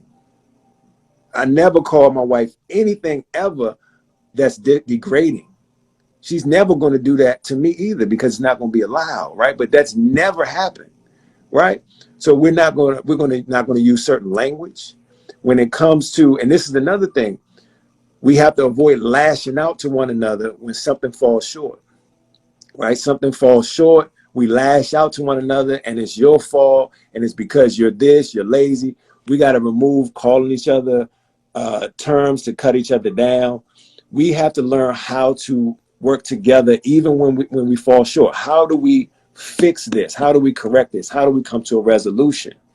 So it's learning the rules of engagement. She said, how can you foster that? Learn the rules of engagement. Learn how to communicate with one another and deal with conflict. Real quick, rules of engagement. Rule number one, you have to listen, right? And it's really a whole process with this. But oftentimes when we're in conflict, we are focused on our perspective. So to foster emotional availability, sit your perspective aside and get into their perspective. What does that do? That makes them feel like what they have to say is important. What they have to say matters. And you're willing to sit aside what you are thinking and your perspective to get into theirs. So you have to listen beyond what they're saying and listen for the emotion. You got to listen to what's really going on with this person right now. And why do you have to do that? Because rule number two is you have to validate them. If you can't validate them, you're not going to get anywhere and y'all going to continue to have a beef and the argument is going to happen because unless a person feels validated, they don't want to hear what you have to say. So you listen in order to validate, and validate doesn't mean that you agree. This is how you foster emotional availability, by the way. If I feel like you heard me and you're able to validate where I'm coming from, then I'm going to sit back and I'm going to be able to listen to you. So the first person that's listening, and that means, and this is the key, when somebody comes to you, this is a knee-jerk reaction that people do all the time. Somebody comes to you and says, man, you know what? You left your shoes right there in the middle of the hallway and I tripped up on them joints. What do? We think about all the times that you left your shoes out. Or to add, we go into why we left the shoes there. Well, oh no, but we don't even go into that because we want to focus on you now. We're not even going to focus on the fact that we left our shoes there. We're going to talk about all the times you left your shoes there. You done did the same thing, and now we're going back and forth, right? Instead of acknowledging where this person is coming from and staying on that point right there. Let me validate you right now. You're absolutely right. I left the shoes there. And I'm not going to bring up the 50 times that you did the same thing. I'm not going to do that right now, right? So listen, validate, and you set the tone for that person to have to now listen to you and validate you. But that's the hardest part when you and your feelings. The hardest part is I need to set aside what I'm thinking and feeling right now so I can hear you. If you can do that, which is very hard because I'm dealing with couples all the time, and as soon as their partner say something, they fire right back. But you blah, blah, blah, blah, blah, blah. No, be quiet and listen to what's being said and actually care enough to want to hear what's being said. It's a book called Marriage Ain't for Punks, and it speaks to that exactly. And marriage ain't for punks. It's the hardest thing you ever do in your life. I believe it's the most rewarding thing, though, because it's a big mirror. It's a big reflection of you. And a lot of times people are running away from commitment, but they're really running away from their reflection because they don't want to fix themselves. But your marriage is the one thing that's going to show you the flaws that you need to fix, right? So you listen to what this person has to say, you validate them, you set the tone for them doing the same thing, and now y'all come to a solution. But this is the key. You have to stay on one topic at a time because people want to bring up everything else. They don't want to stay on the same topic. And you cannot talk about what this other person did that's the same thing. You have to fight that. But that's what people want to do. The other thing is when it's time to come to a solution, you have to walk away with a resolution. I've run into a situation where I thought we came with a resolution. We walked away and the same thing happened again. I said, man, how that happen? We went through the rules of engagement. I sat down and said, look, this happened again. How did this happen? So walked through all the steps. What I found out is this. It's not enough to have a conversation and hear each other out and then you walk away thinking that you have a resolution. You must walk away with the next steps. What are the next steps to take? For example, let's say I'm a Commanders fan and you're a Dallas fan, right? And we hear each other out and we walk away knowing, okay, fine. He's a Commanders fan and I'm a Dallas fan. But we didn't talk about what we're going to watch on Sunday. We didn't talk about what jersey we're going to wear when we go to the game. We didn't talk about all the next steps. So we have to walk away with what are the next steps. And you need to just figure out whether this is an opinion-based conversation or solution-based. Because if it's an opinion-based, you don't have to have the same opinion. Sometimes we mad because this person has a different opinion. Nah, let them have their opinion. I got mine. It's cool. But if it's solution-based, we must have the next steps so that we can resolve this. Because I'm about resolving this so we don't got to be visited. But that's how you foster emotional availability, is taking care of people's emotions and feelings in real time. How do you, because I'm big on validation, right? How do you validate, or because I'm pretty good at it, but just in general, how can you validate somebody's emotions or perspectives on something when you disagree? Right? Because that can be, like I said, I can do it because I play mind games. I do these thought experiments where I go from one extreme to the other. So I can see with myself how I would do what this person did, even though on an average day I wouldn't. But I think that it's hard for a lot of people to validate if they disagree with that person's perspectives, or they feel that that person shouldn't feel that way because that wouldn't have hurt my feelings, right? Here's what people need to do. And this is something I ask couples, because when couples get into a debate, oftentimes they forget about the purpose of the discussion. I ask them, what's your purpose of having this conversation. When you have a conflict with your partner, what is the purpose? If the purpose is, I want to win the conversation, a lot of times the purpose is, I just want this person to be wrong. I want to be right and I want this person to be wrong. But if your purpose is, I want a resolution, then you don't have a problem with validating a person's emotions, because you always keep your mind on, we need a solution. We need a resolution. It's not about me winning. It's not about you being wrong. It's not about none of that. I need to get to a resolution. So if it's going to require me to validate you so that I can get to a resolution, then I'm going to do that. Give you an example. You know, I worked in law enforcement, for parole and probation, in management. Guys come in and out of the jail system, dudes off the hook. High, and I ran programs. I remember one program I was running, it was, you know, on the weekends, it was a program with guys. This guy's in the hallway hollering, screaming, cussing. He's cussing another supervisor out. Of course, I don't agree. Right? I don't care what's going on with you. I don't agree with the fact that you acting a fool right now and you cussing up a storm in the middle of the hallway and you cussing out my staff. But I know how to de-escalate the situation. And my solution is always in the forefront is, I need to de-escalate this so that I can remove the threat, so that I can get him in a better place. I need a resolution. So first thing I say to him is, man, you pissed off. Because obviously he was pissed off. As soon as I said he's pissed off, you right, I'm pissed off. Man, something got you frustrated. Damn right. Need you to walk with me. He started walking with me. Took him in my office. I key in on what's going on. Man, you really upset right now. Something got you bothered. You right, man, such and such. He started going on what's going on. And I said, look, I need you to bring it down just a little bit. Boom. Now he meet me where I'm at, right? But it's about, what's the solution? What's the purpose of this? When we are in a relationship, it should always be, we are trying to build. I had a couple and they were going at it, and I asked the young lady, what's your purpose right now? She said, I'm trying to dog him. This is her language. I'm trying to dog him. I said, dog him?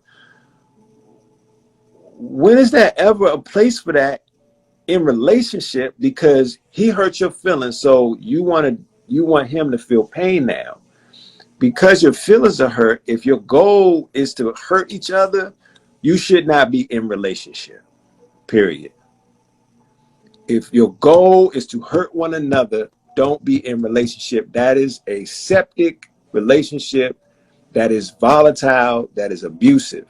And that's what theirs was.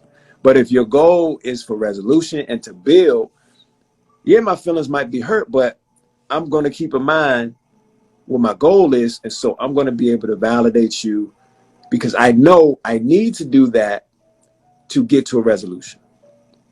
Okay, I like that. I like that. What's your opinion on, and I'm not going to hold you too much longer. I'm going to give you the 7:30. All right, well, that's cool. I only need 2 minutes and then I can sign off. But this is, I think this is a good question, an important question, because it's easy to not focus on the check-ins and not be consciously aware of our emotional intelligence when things are going well. It's easy to just kind of float along, you know, everyone's happy, things like that. Yeah. But when we're going to have this contentious encounter or disagreement, I think it's important that we get rid of the fear of the unknown up front, right? So in my mind, like, let's say my wife has an issue with me, right? But I may not necessarily know what that issue is. She hit me with the, we need to talk, right? Before she even goes into what it is that we need to talk about, right? I would feel a lot more comfortable, and it would be a lot easier for me to listen and validate and not bring up other stuff and all of those things if at the very beginning she says, look, I have an issue, but it's not something that is going to break our relationship, end our marriage, or anything like that. So now, instead of the unknown having me ready to fight for my life, I'm like, oh, okay, so this is just something that we have to, you know, work through, right? What's your opinion on that? Do you think that's a good practice, at least for when we're going to have some type of disagreement or something like that? Or is that something that I should just keep in my mind, like, man, this joint ain't going to end it, so I'm just going to do what I need to do and validate? Yeah, I think you got to work through that, man. You got that's something to work through. I think that you, to your point though, it would be good if people, when they started off a conversation, if they just took away the suspense, right? It's Mhm. kind of, I went to patient first, and they do your blood work, and then they call you to get your blood test results, and the lady want to have small talk first, and she like, yeah, you know, I'm like, lady, tell me whether my stuff is positive or negative. I need to know the news. Like, cut that. Like, I don't want to hear about that. She going into all this other stuff. Mhm. So it's like get rid of the suspense, right? So I get that, but what we need to do is, if we always keep in the forefront, okay, whatever this is about, we're going to be working on building. We're going to be working on resolution. It's kind of like working through the steps to eliminate your own kind of anxiety going in. Like if my wife said, "Look, we need to talk," that initial heart rate going to hit you. Boom! Oh man, what's going on, right? But then I got to remind myself, okay, you know what? Whatever it's going to be, whatever it is, we're going to work through it. You know, we're going to process it, and we're going to deal with it. So it's kind of like the steps that you got to take. But it would be good if people remove the suspense and say, look, you know, we got to talk, but it ain't necessarily about you, or it's not a deal breaker, but Right. we got to work through this. Yeah, I mean, I just think about like you use like the job performance thing. Like if you're a supervisor, you don't have a supervisor, but if you got a job and your supervisor say, "Yo, we need to talk about your performance," right? If your Yeah, supervisor, the first thing they say is, "Hey, listen, you're not gonna get fired. This isn't, anything that's gonna get you fired, or you're not gonna have to find another job." Off the rip, you're gonna be like, "Whew, right. okay." So whatever it is that you got a problem with me, now I'm more open to hearing it because I don't feel like I gotta fight for my life in here. I just know we got some disagreement going on. But that's the thing that you want to work.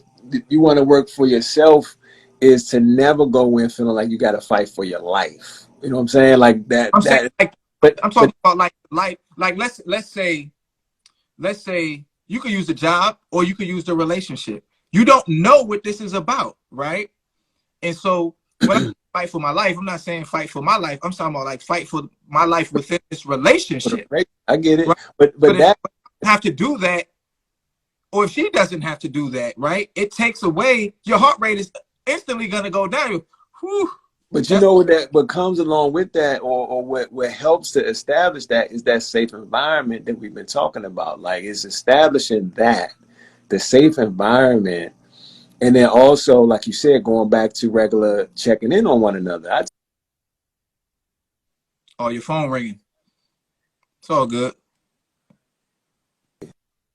Yeah, you back. Doc D, you back? Somebody tried to call me. Yeah, that Yeah, happens. somebody It's all tried to call me. Um, don't wait until, because we as a society, we're very reactionary. Like we're reactionary. We'll wait for something to be broken before we try to fix it. We got to use these times of peace, when things are going well in the relationship, to actually have the real conversations about how do we build on that.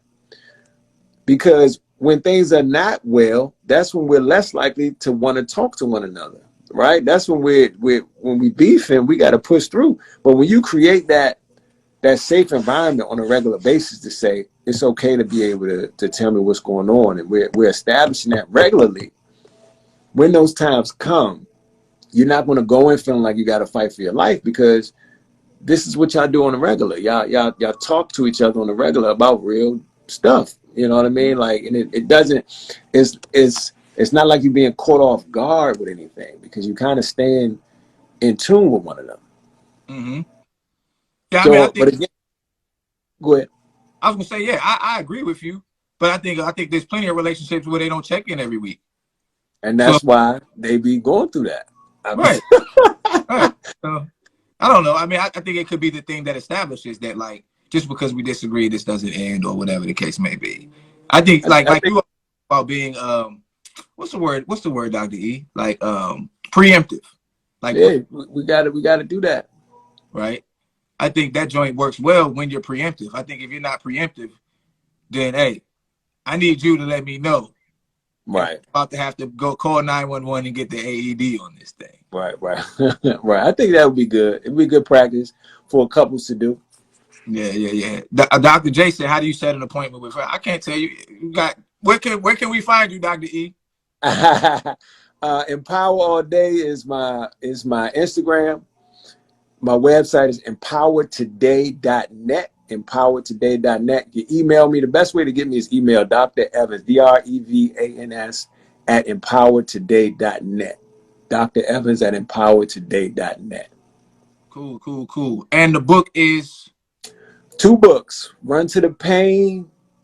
If you want to deal with trauma recovery, if you want to deal with learning how to forgive, learning how to become the best version of yourself, purpose, passion. It's just a quick read to just give you some good nuggets. But intentionality is the workbook. If you really want to work on self-awareness and self-correction, intentionality is the workbook. I highly recommend. That's the one I designed for my clients, but I figured it would really be beneficial for everybody who really want to do work on themselves. And if you're dating, get one for your partner and this is serious dating. You get one for you and your partner, and y'all work through what things you feel guilty about, what things that motivate you, your passion, what things trigger you, your anger. And now you're going to learn each other. Intentionality. Dr. Robert Evans III on Amazon, both of them, Intentionality and Run to the Pain. Get those. Holla at your boy. All right, man. Do you have a therapist? Yes. Okay. So somebody asked, who do you run to? He runs to his therapist. Don't leave yet. Let me sign off. Dr. E, I appreciate you.